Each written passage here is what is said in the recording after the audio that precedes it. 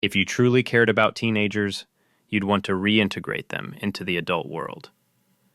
Teen angst is not an inevitable symptom of a transitional phase between childhood and adulthood.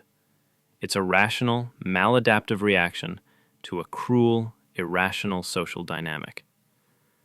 Young people are denied fundamental human rights such as bodily autonomy, self-determination, and the right to enter the marketplace.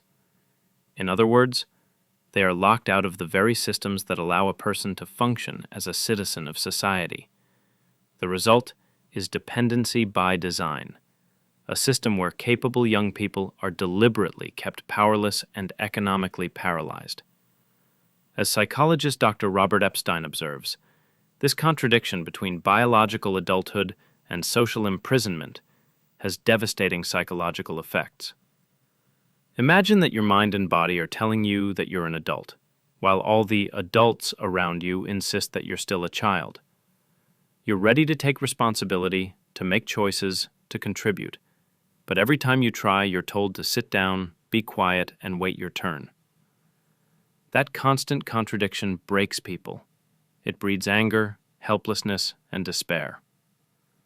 If people really cared about teenagers and wanted them to lead healthy, stable lives free of drug abuse and destructive behavior, they would want them to reintegrate into the adult world so they can become functioning members of society as nature intends, thus ending the pattern of forced dependency that fuels those problems.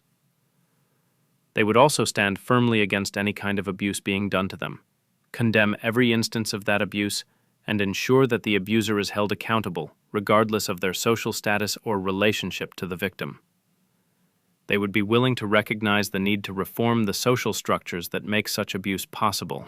These so-called caring adults will defend the very power structures that cause the suffering and offer platitudes and superficial solutions to the problems that arise from them.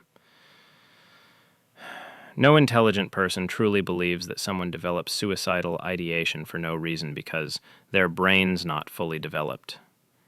Nor does anyone honestly think a teenager who lashes out at his controlling parents is selfish or ungrateful. They know it's a rational reaction to being dehumanized, but self-honesty is a luxury they can't afford.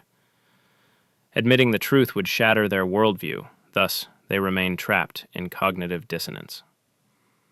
Actually wanting young people to live better lives means confronting reality, even when it's uncomfortable.